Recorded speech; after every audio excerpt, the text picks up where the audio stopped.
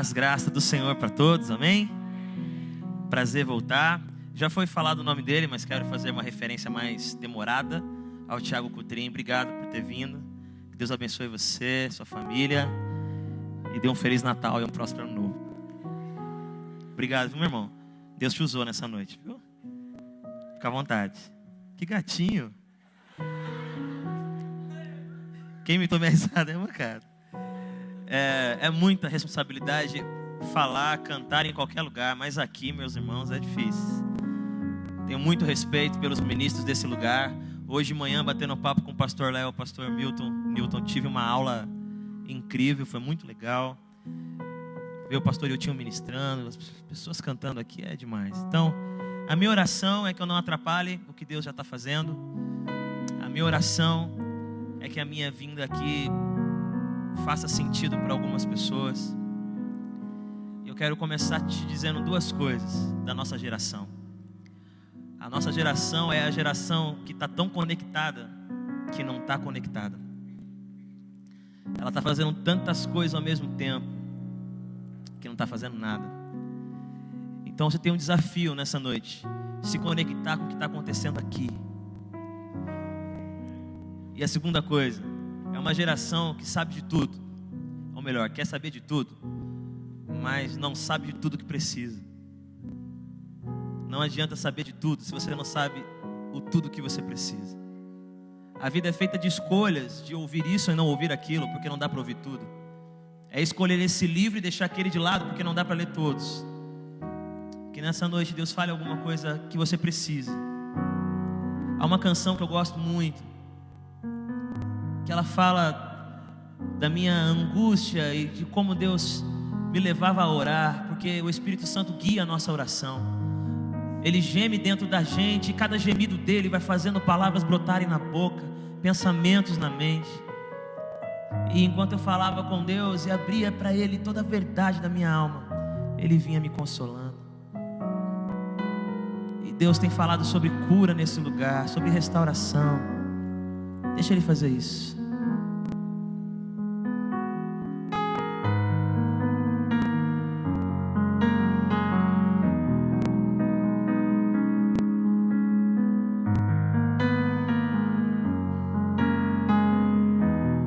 É assim, ó. Eu confesso, às vezes tenho medo, o vento é forte, e eu ouço a voz do temporal, mas eu sei que tu estás me vendo, teu amor me envolve, e o teu olhar é sem igual. És meu Deus, és meu Pai, entreguei a ti meu coração, eu não vou temer. És meu Deus, és meu Pai, minha vida está em tuas mãos. Oh Deus, eu vejo tanta coisa acontecendo e eu sinto falta de um ombro amigo pra chorar. Mas essa noite está amanhecendo a minha volta. Eu sei que eu vou me levantar, eu vou me levantar. És meu Deus, és meu Pai, entreguei a ti meu coração, eu não vou temer. És meu Deus, és meu Pai, minha vida está em tuas mãos, e eu sei que vais cuidar de mim. Eu sei que que vais cuidar de mim. Eu sei que vais cuidar de mim. Eu sei que vais cuidar de mim, pois tu és. E no meio daquele momento difícil, eu me ajoelhei e disse: És meu Deus, és meu Pai, entreguei a ti meu coração, então pra que temer? És meu Deus, és meu Pai, minha vida está em tuas mãos, e eu sei que vais cuidar de mim. Eu sei que tu estás aqui. Eu sei que podes me ouvir. Eu confio em ti. Amém.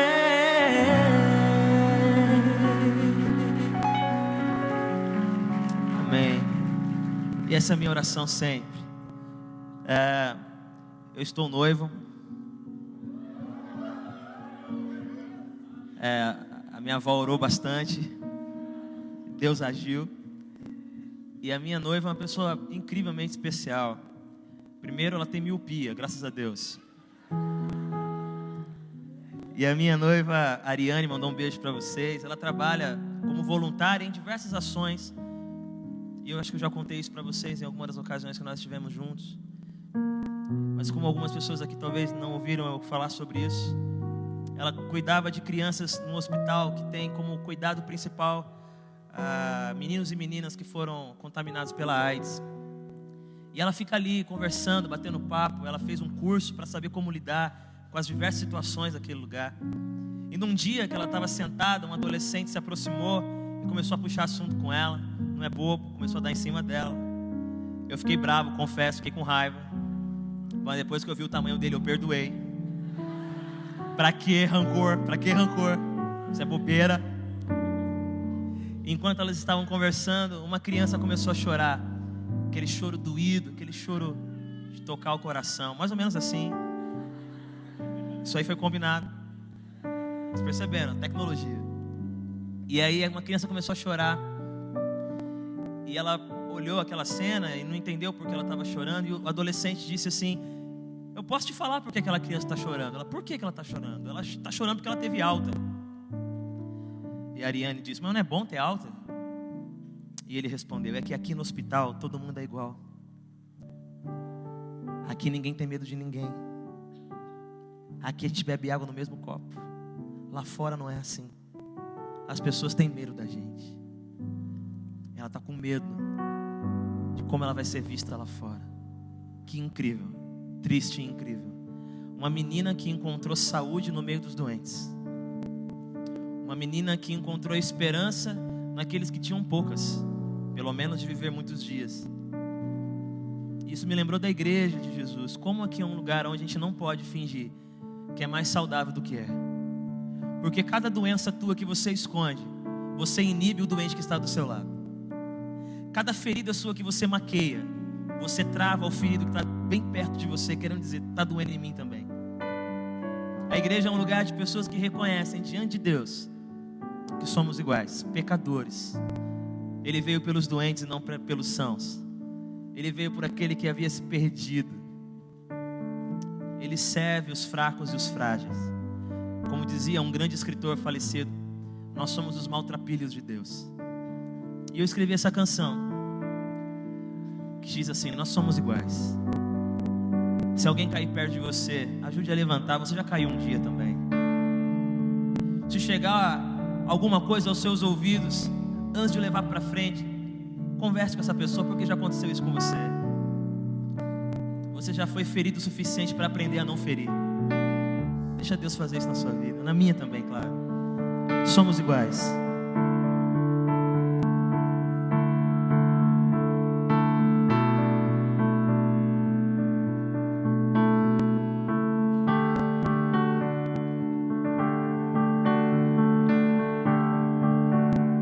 É assim, ó. Grandes heróis acima dos erros, sempre perfeitos, eram tudo que eu queria ser. Grandes heróis, nenhum tropeço, nada do avesso, eram tudo que eu queria ser. Mas vendo de perto, do jeito certo, como doeu, descobri que viviam como eu. Eles choram sem entender e às vezes pensam em parar. Eles lutam pra viver amor, mas nem sempre eles sabem amar. Eles choram sem entender e às vezes pensam em parar. Eles lutam pra viver amor, mas nem sempre eles sabem amar.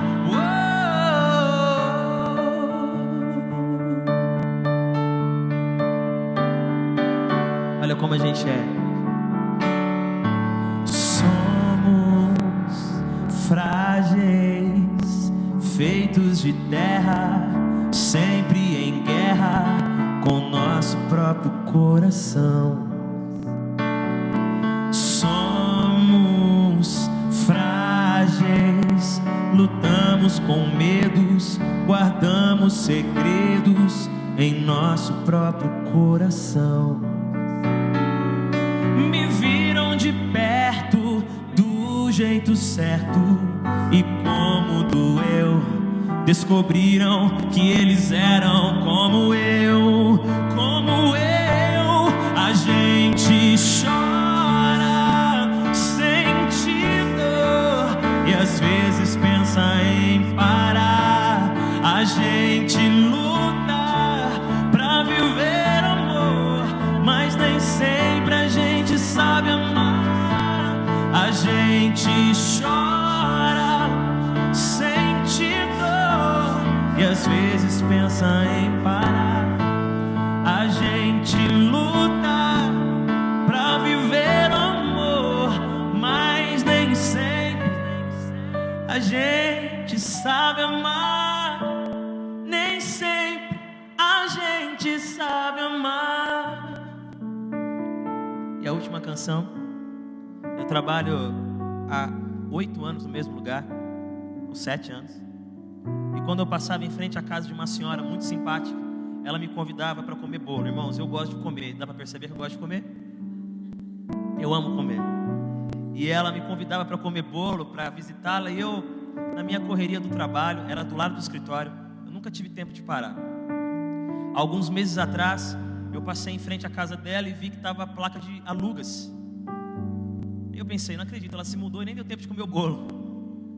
E fui perguntar ao vizinho do lado para onde ela tinha se mudado. E ele respondeu que ela havia morrido fazia 2 meses. E eu fiquei perplexo. Como que pode alguém que morava tão perto há 2 anos não estar aqui e eu não perceber?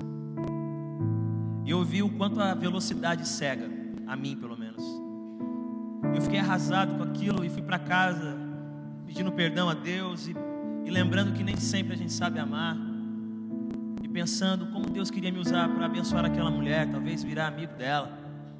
Ela morreu e tiveram que arrombar a porta porque ninguém tinha chave. Ela era tão sozinha que ninguém tinha cópia da chave da porta.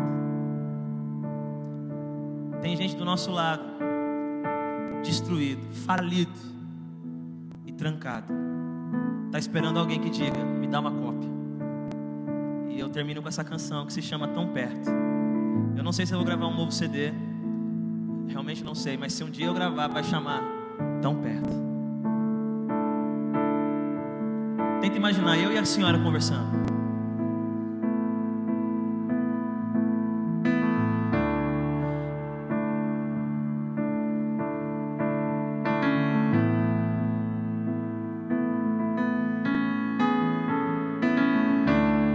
Trocamos poucas palavras.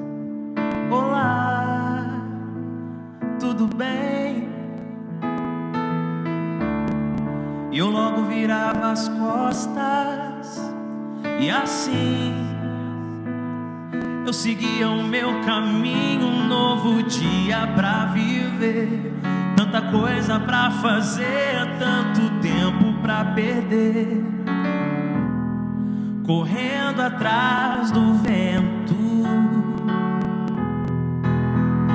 Tão perto e eu não vi do lado, e eu tão distante.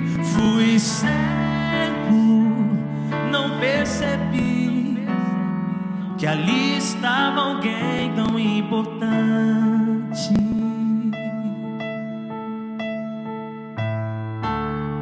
Não perguntei o seu nome, não sei se ela queria conversar.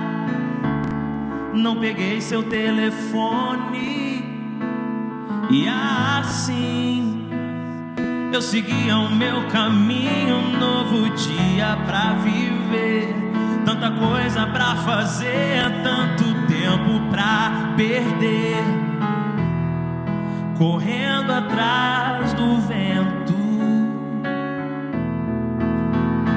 Tão perto e eu não vi do lado, e eu tão distante.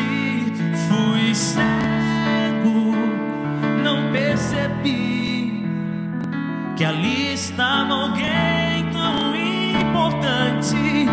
Tão perto e eu não vi, estava do meu lado, e eu tão distante. Fui cego, não percebi que bem ali estava alguém tão importante. Tão perto e você não viu, tá do teu lado, e você tão distante. E está cego e não percebeu que na sua casa todo mundo é importante. Na rua onde você mora, tanta gente importante. No seu trabalho, tanta gente importante. Até no Habib's, o garçom que traz o seu pedido errado, ele é tão importante. Para Deus você é tão importante. Amém. Glória a Deus.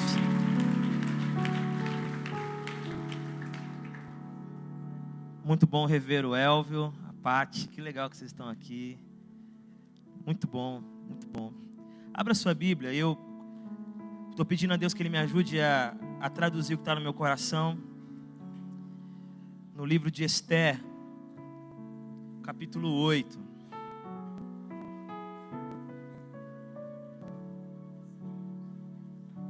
Esther, capítulo 8.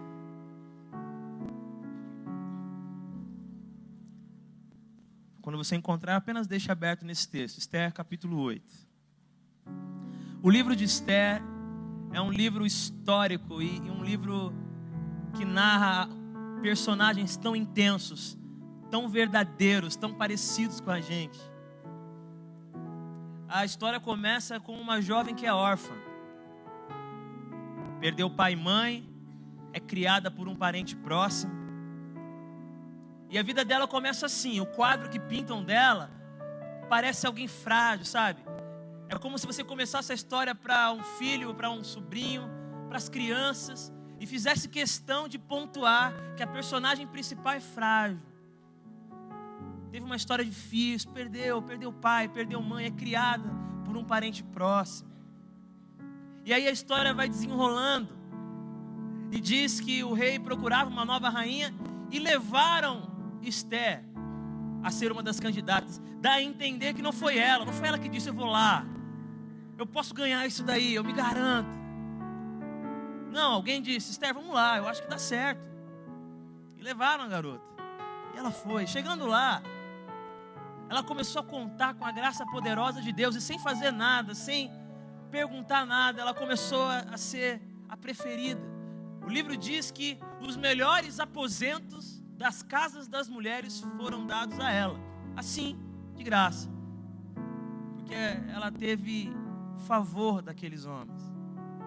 E aí ela começa um processo de embelezamento. Meu irmão, que se fosse hoje em dia a gente estava perdido. Ela ficou exatos 12 meses fazendo um tratamento de beleza. E você criticando a sua esposa, falando que ela passa muito tempo no salão. Se você tivesse casado com Esther, você estava perdido. 12 meses se preparando. E ela vai até a presença do rei sem nenhum recurso próprio. Ela poderia escolher coisas da casa para se adornar. Não, ela não quer nada. Ela segue a orientação do eunuco e vai lá, leve, tranquilo, e Deus age de novo. Ela é escolhida. E enquanto ela está nesse processo maravilhoso aí de começar uma nova história, a órfã agora é rainha. A órfã agora é rainha. O seu parente próximo, Mardoqueu ou Mordecai, dependendo de como traduziram o nome, ele está ali sentado porque ele sempre ficava acompanhando de perto. Ele era muito carinhoso com ela. E ele escuta dois eunucos tramando um assassinato. Eles querem matar o rei. Eu não consegui descobrir. Se algum pastor aqui puder depois me explicar, se você estudou sobre isso, o que aconteceu que eles ficaram com tanta raiva do rei.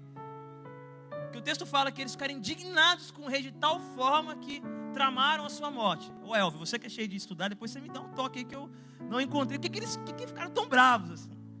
Mardoqueu ou Mordecai ouviu que eles estavam planejando matar o rei. Ele manda uma mensagem para a rainha, que agora, ou melhor, Esther, que agora é rainha. Ela avisa o rei. Há uma investigação, descobrem que realmente havia uma trama contra o rei. Aqueles dois homens são enforcados. E isso fica registrado no livro das ações memoráveis, incríveis. E a história prossegue. Mardoqueu, ele era um homem de Deus. Ele era um judeu de verdade, assim. E enquanto todo mundo se prostrava diante dos príncipes, ele ficava na dele. Não se prostrava para ninguém. Mas ninguém reclamava. É só um Mardoqueu. Só que quando Amã virou o bambambam, Amã, ele tinha sede de adoração. Ele queria muito que as pessoas dissessem: você é o cara. Se ele tivesse um Instagram, ele olhava todo dia quem curtiu, sabe? Quem curtiu minha foto. Ele tinha essa coisa.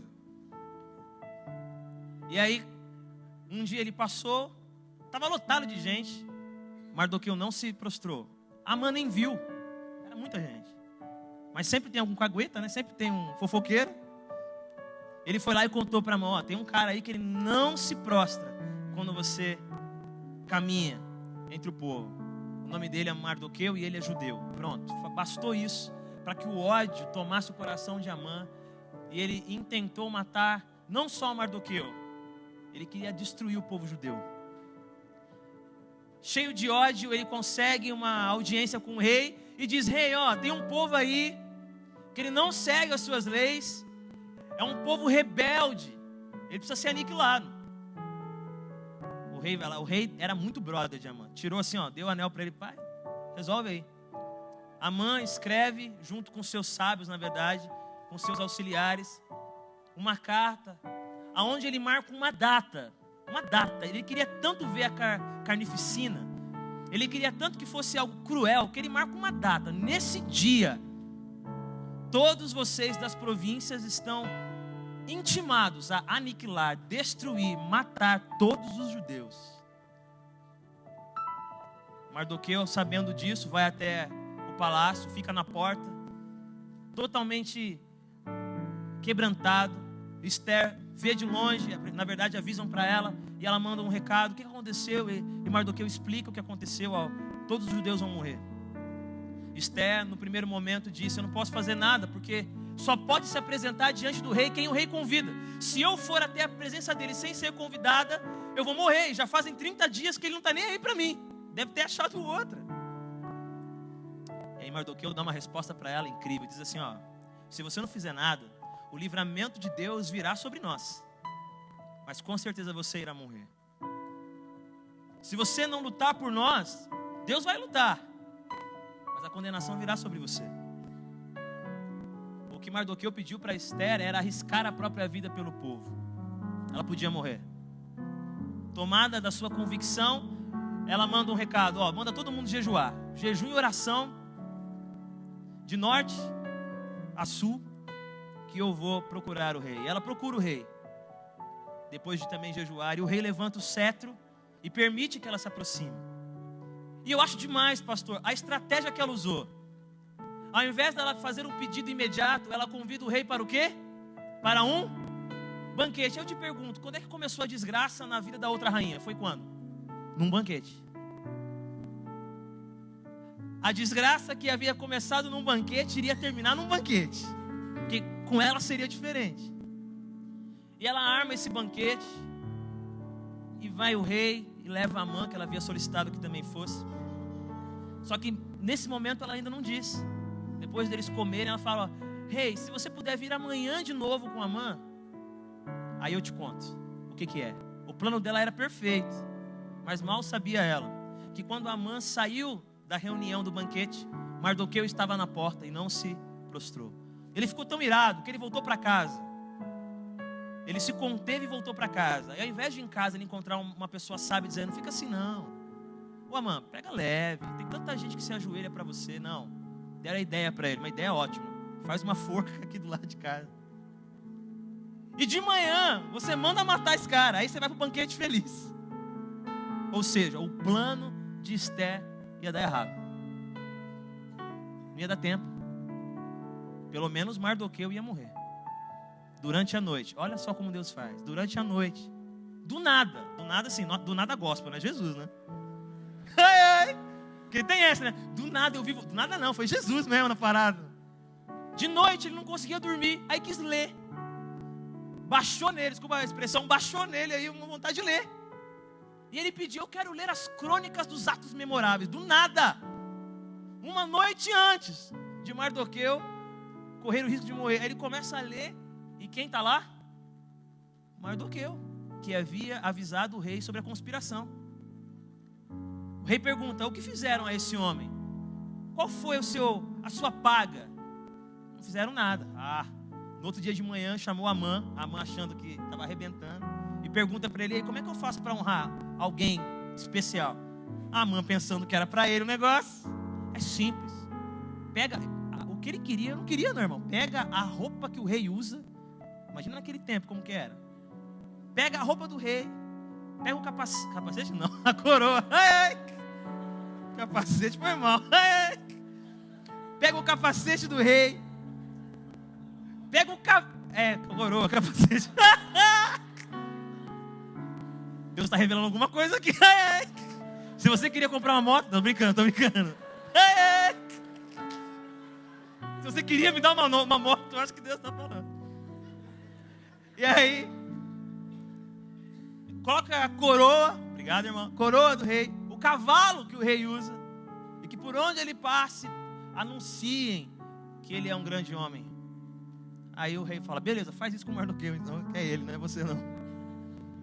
Amã vai, contrariado, faz tudo o que o rei mandou, e honra o homem que ele queria matar.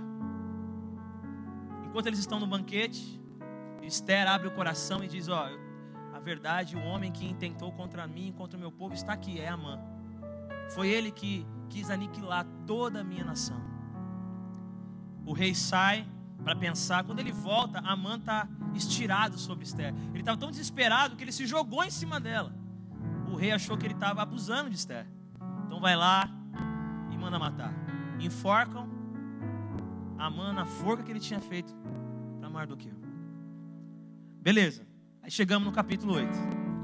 Pensou que tinha acabado a pregação, desculpa, gente.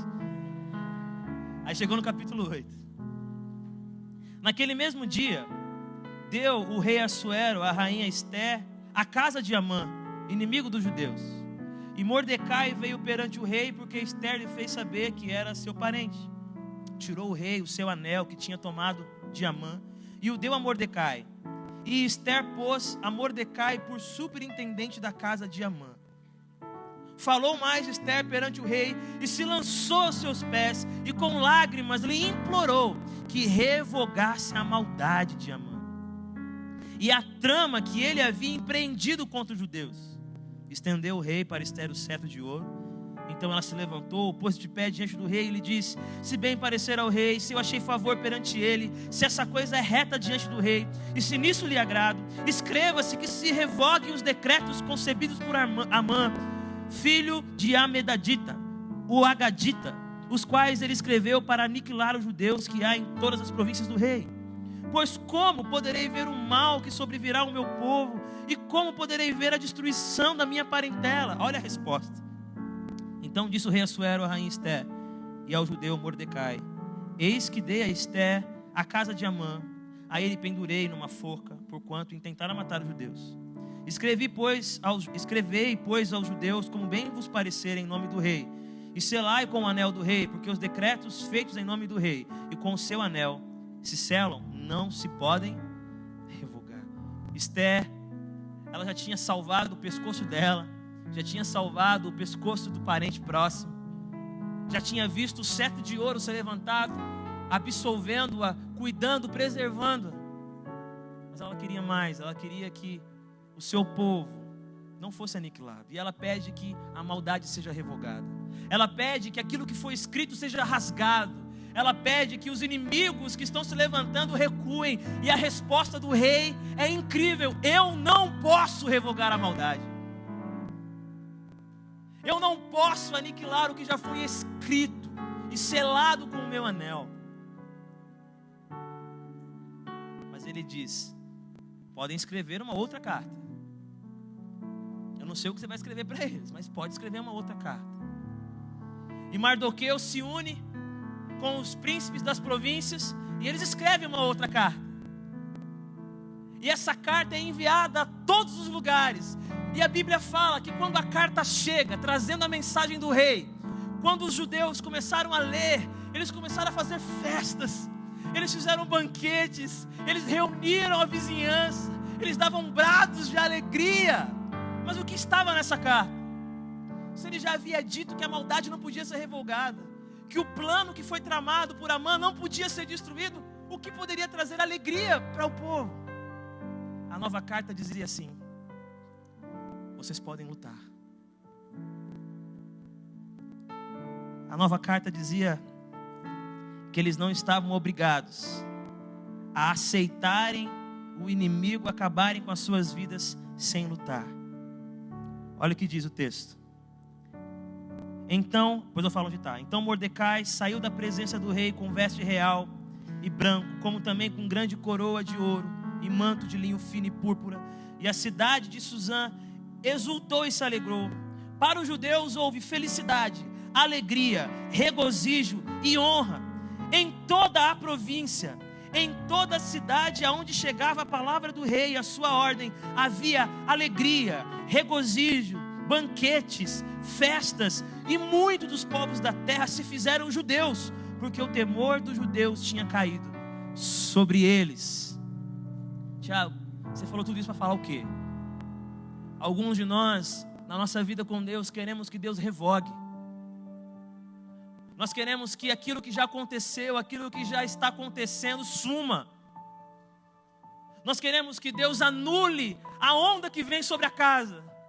Nós queremos que Deus faça desaparecer o nevoeiro que impede a nossa caminhada. Nós clamamos para que Ele revogue o decreto. E Ele vem dizer para nós nessa noite: ó, há um aí que veio para matar, roubar e destruir, e eu não posso revogar isso.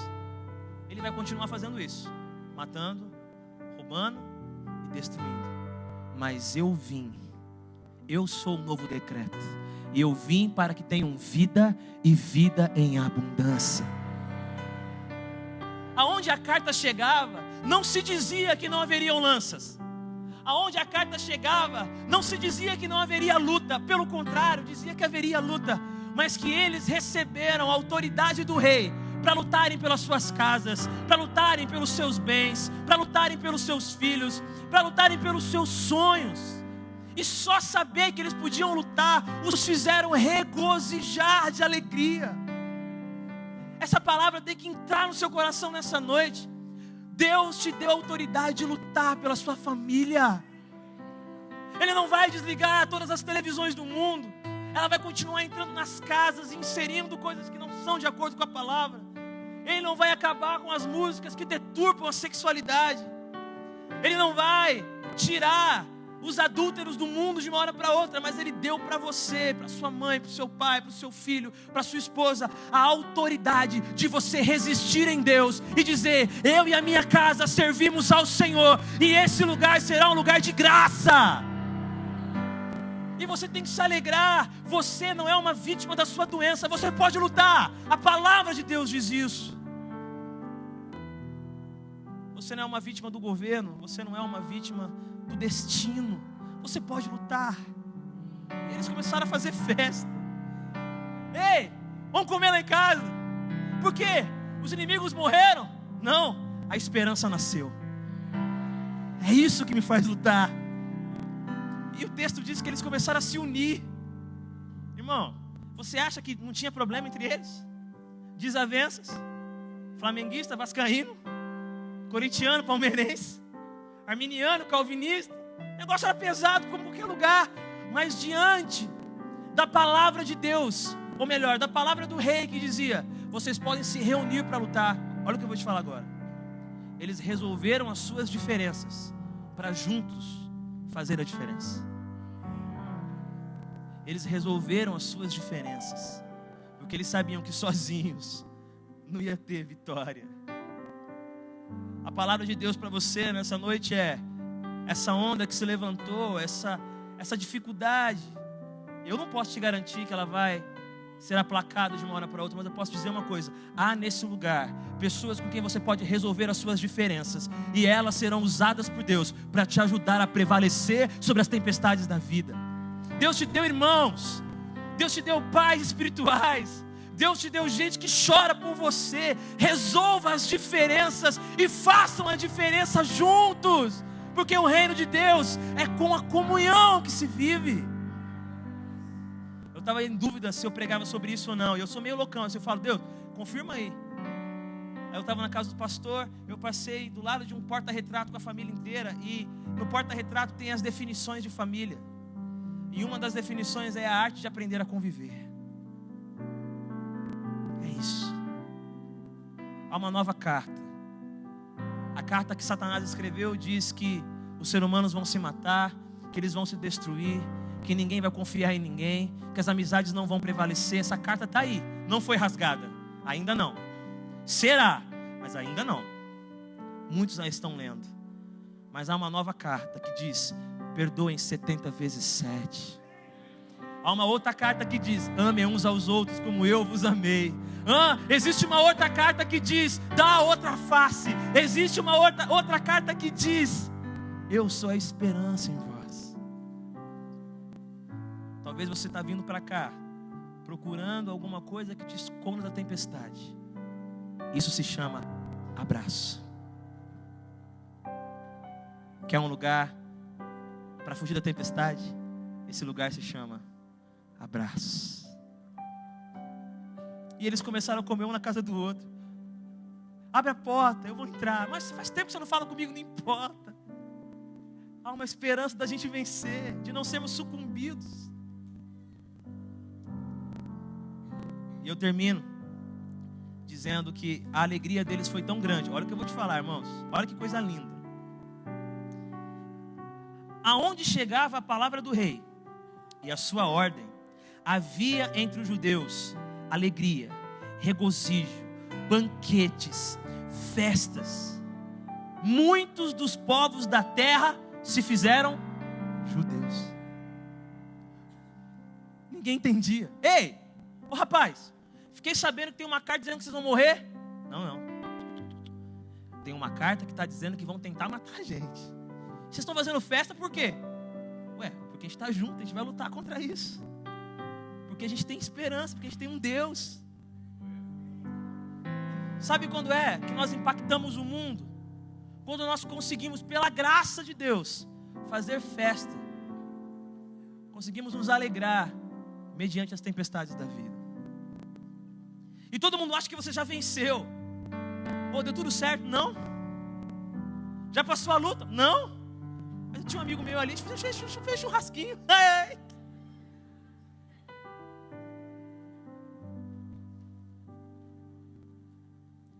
A alegria de estarmos unidos para enfrentar a vida. Há um decreto contra nós.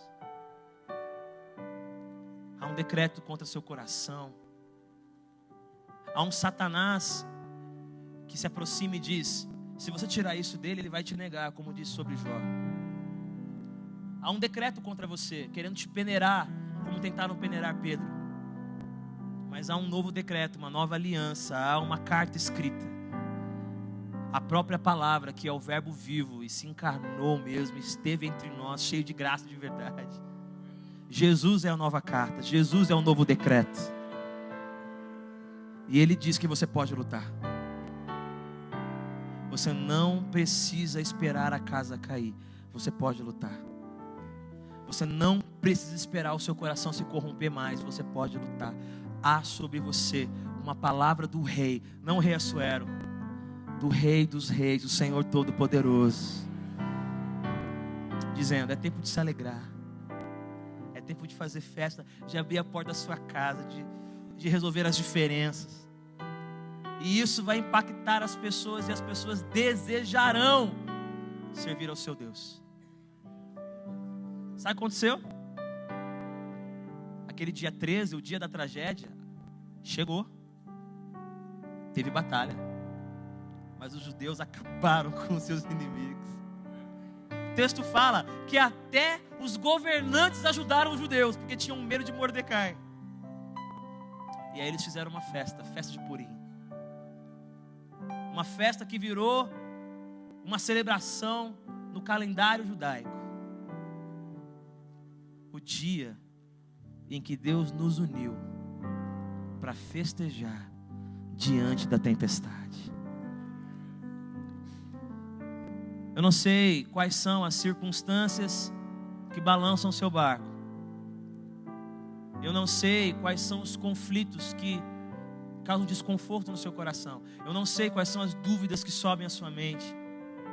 Eu não sei quais são as coisas que você queria viver e não consegue, mas eu sei de uma coisa: Ele veio para que tenham vida, e vida em abundância. Satanás vai continuar roubando, matando e destruindo, porque isso é da sua natureza. É só isso que ele sabe fazer. Mas Deus te deu um povo, uma família. Uma família para vocês acreditarem que a palavra é verdadeira. É tempo de fazer festa. É tempo de se alegrar. Não há nada pior do que achar que já era. Não há nada pior do que achar que acabou.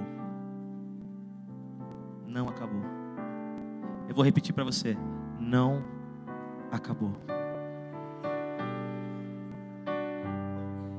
Uma última canção, já agradecendo demais a oportunidade de estar com vocês. Não sei se eu passei do tempo, eu nunca pergunto quanto tempo pode falar. Mas obrigado por ter esperado até esse momento. Eu tive uma amiga muito especial, a mais inteligente da turma, uma das mais inteligentes da turma da faculdade de letras.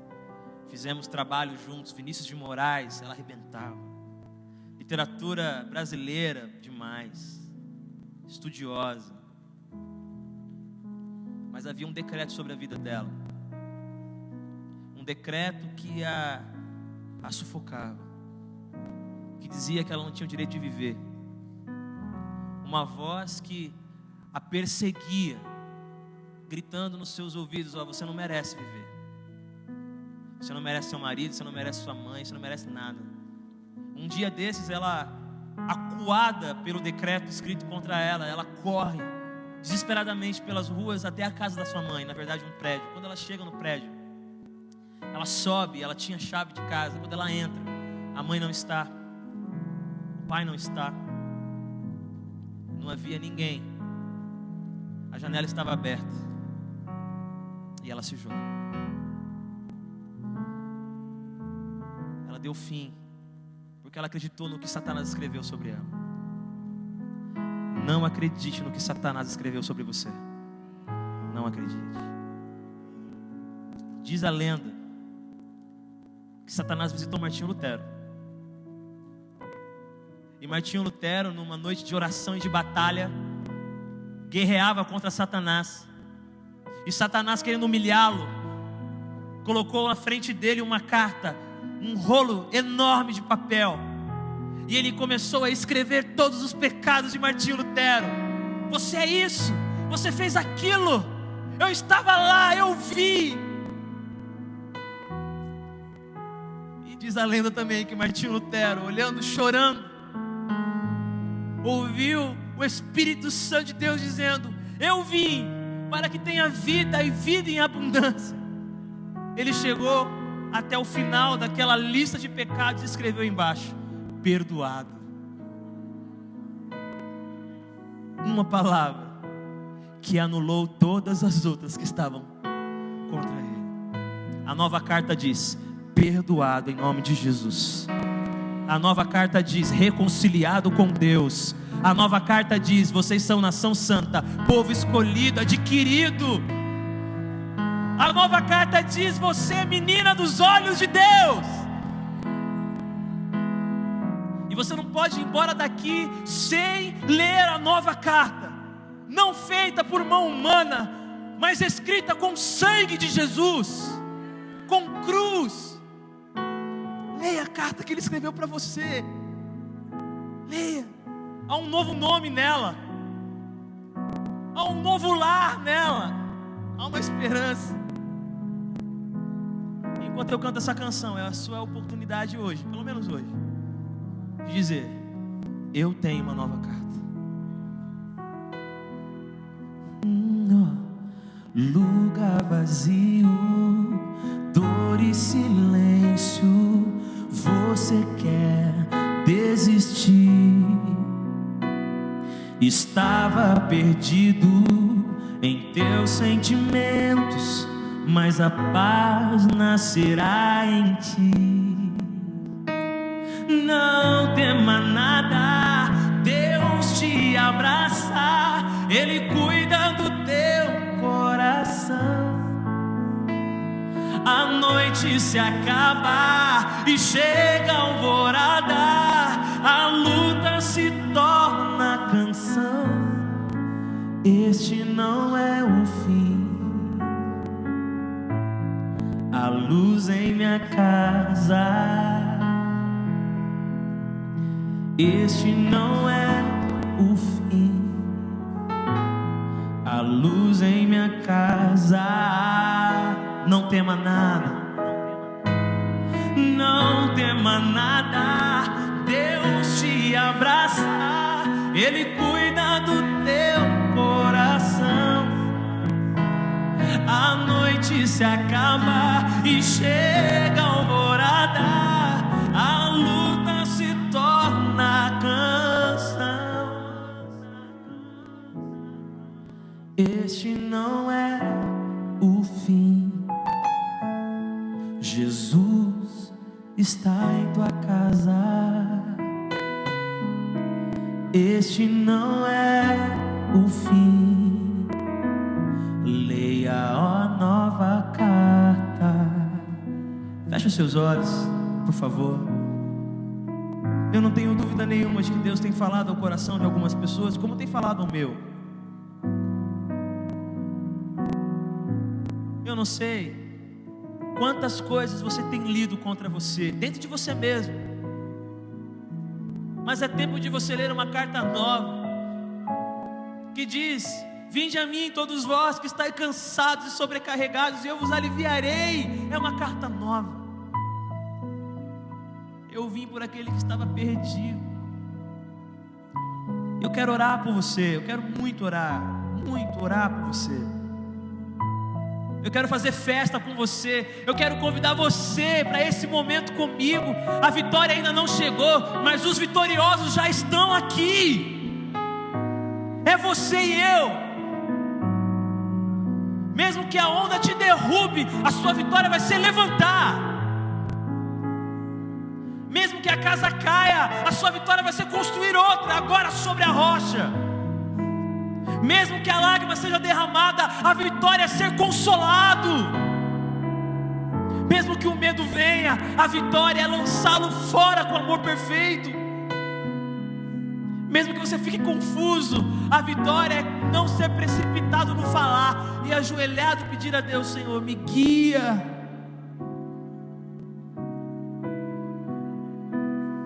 E se você nessa noite quer demonstrar a todos que estão aqui, amigos seus, pessoas que você um dia encontrou e chamou para vir para cá, mas se você hoje quer se levantar e dizer: na minha casa vai começar a ter banquete, na minha casa vai começar a ter alegria, porque a palavra do rei chegou até onde eu estou.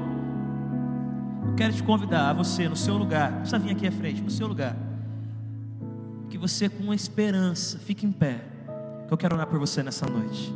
Amém, fique em pé. Aleluia. A vitória talvez ainda não chegou, mas os vitoriosos já estão aqui. Louvado seja o Senhor. Louvado seja o Senhor. Louvado seja o Senhor.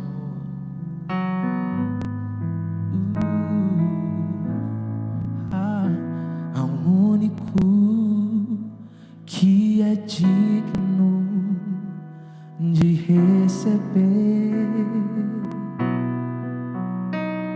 a honra e a glória, a força e o poder ao Rei eterno, ao Rei eterno e imortal, invisível, mais real. A Ele ministramos o louvor. Vamos lá, é noite de banquete, coroamos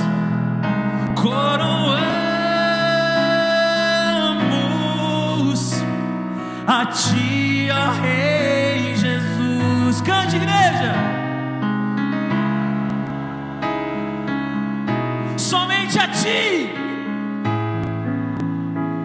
Ele é o Rei.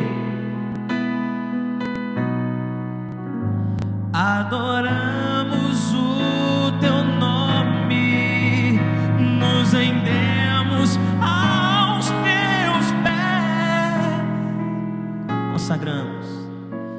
Consagramos todo o nosso ser. Pai, nós apresentamos diante do Senhor o nosso coração e dizemos que não é fácil, Pai.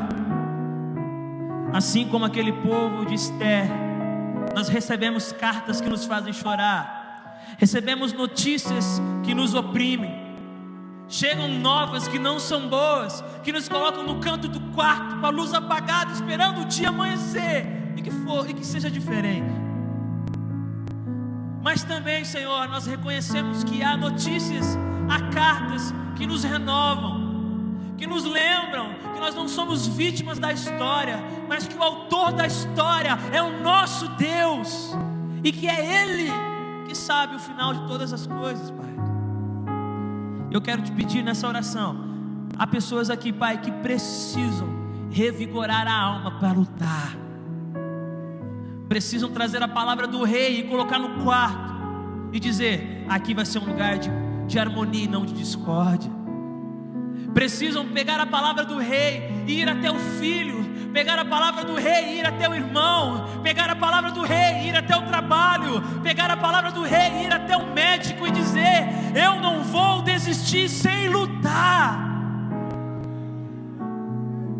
eu vou combater o bom combate, eu vou completar a carreira, eu vou guardar a fé, porque há cartas de Deus sobre mim, e a autoridade do Rei me foi dada para lutar. Pai, que ao final dessa noite haja uma reunião, uma aproximação. Quebra diferenças, Pai, quebra apatias, medos, e convoca uma família unida para marchar sobre a terra, de tal forma que caia um temor sobre aqueles que estão ao nosso redor, e que eles desejem esse banquete também. Se há aqui gente como eu, que às vezes escuta essa palavra e não sabe por onde começar, continua usando os mestres que vão nos ensinar aonde é o primeiro passo. Continua usando essa igreja, as igrejas aqui representadas, e nos dá a alegria de ver que a esperança renasceu. Jesus, a nova carta, o verbo vivo que se fez carne, Ele vai nos ajudar a recomeçar. Oramos assim no nome de Jesus, amém. Deus abençoe vocês, queridos. Glória a Deus. Pode sentar. Pastor, obrigado. Obrigado. Cadê o pastor Léo? Não veio? Isso que é. Que Deus abençoe o pastor Léo e sua família também, que foi muito bom conversar com vocês. Pastor Flávio, Feliz Natal. Gente, o Glúlia trouxe um material aí, tem DVD, tem CD, né? Leva o Glúlia para casa, é bênção, e ele possa abençoar a vida de vocês, o lar de vocês, através desse material aí também. Antes de ir embora também, não deixe de passar na nossa cantina ali, né? Aproveite, tem tempo ali para você conversar com um amigo, com um irmão, né? Banquetear junto com ele. Vamos ficar de pé? Vamos encerrar o nosso culto. Pastor Hilton, Deus me ama, seu amor é tão grande, incondicional. Vamos cantar essa música antes de irmos embora. Glória a Deus, louvado seja o nome do Senhor. Tiago Grulha, quer cantar com ele? Canta. É de Deus, hein, Hilton? Você fugiu.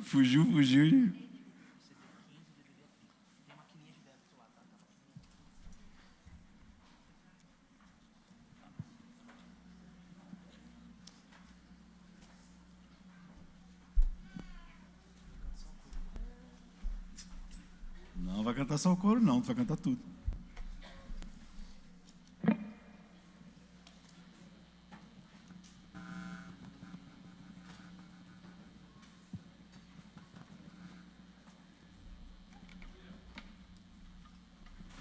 Deus me ama.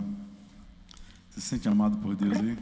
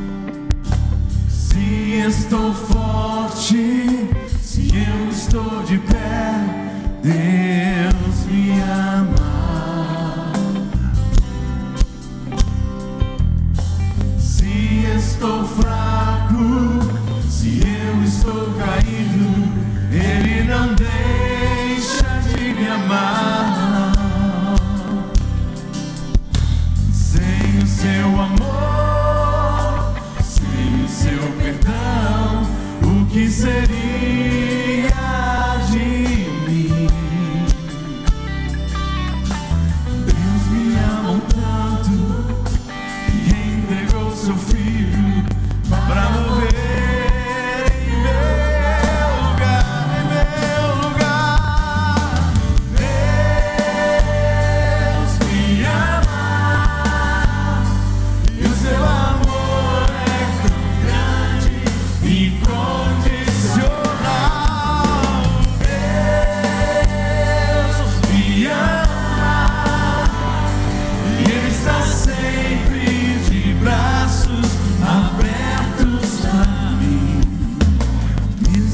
sendo assim, pobre pecador, Deus me ama.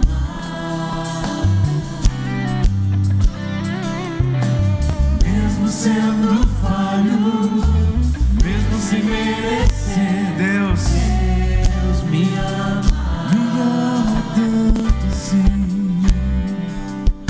Se estou forte, se eu estou de pé, Deus me ama. Mas meu amor é muito grande. Se eu estou fraco, se eu estou caído, Ele não deixa de me amar. Não, nunca deixa. Sem o seu amor, sem o seu perdão, o que seria de mim? As misericórdias dele duram de geração em geração.